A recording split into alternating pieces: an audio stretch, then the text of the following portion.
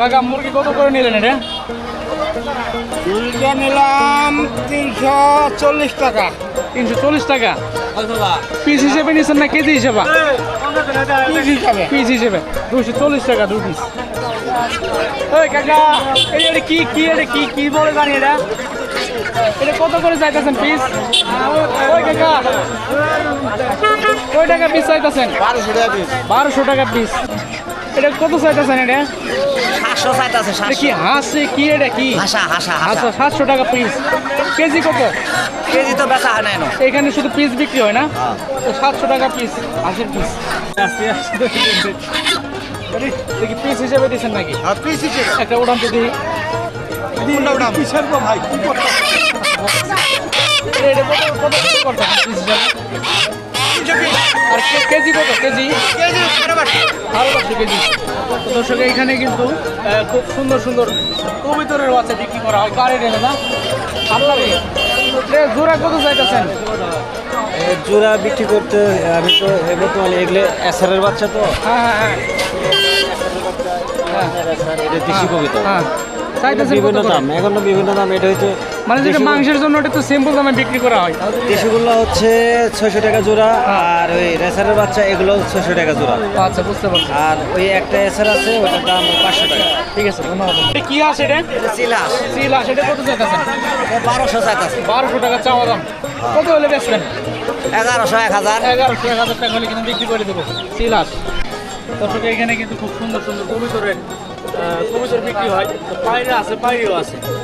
ওই যে এইভাবে কিন্তু চেক করা হয়, মানে জোড়া নেবো না নেবো, তাই না ভাই? ভাই এটা কত চাইতেছেন? এই যে আপনার হাতেরটা হাতেরটা ভাই এটা জোড়া আছে। কবিতরের জোড়া। তো খুব সুন্দর একটা দৃশ্য দেখা যাচ্ছে আপনাদের।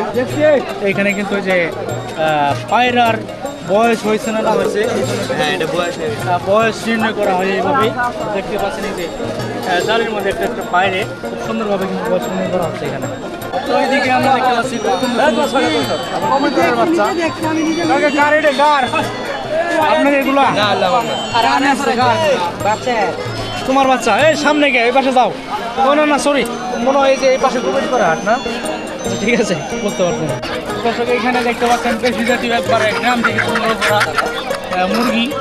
এগুলা এইখানে এই বাজারে কিন্তু পিস হিসেবে বিক্রি করা হয়, তো কেজি হিসেবে কিন্তু বিক্রি করা হয় না।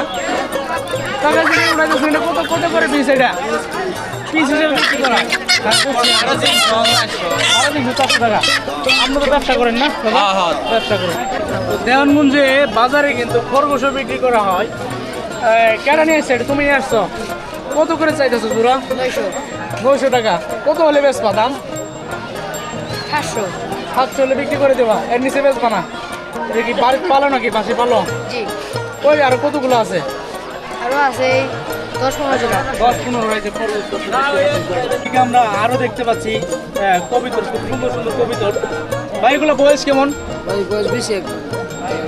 জোড়া নিবো নাকি? সব জোড়াই আছে না? তো নিজে পারলে মনে হয় ডিম দেবো না? খুব সুন্দর সুন্দর কবিতর কিন্তু এখানে বিক্রি করা হচ্ছে। কাকা এগুলা কি জাতের কবিতর? এগুলো দেশি কবিতর? দেশি কবুতর। এটা কি মাংসের জন্য না মানে পালার জন্য?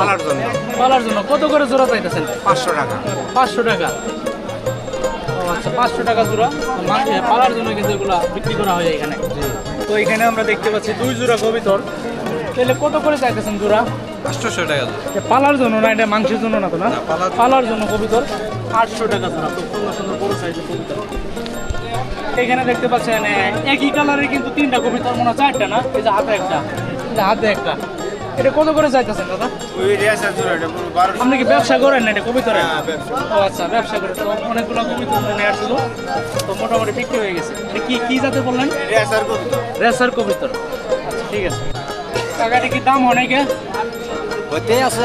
কত বলছে? 400 কি জোড়া নিছে না? দুটোটাই পায়রা।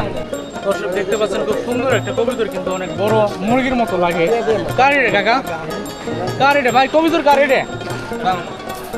কি কবিতর রে কাকা? হ্যাঁ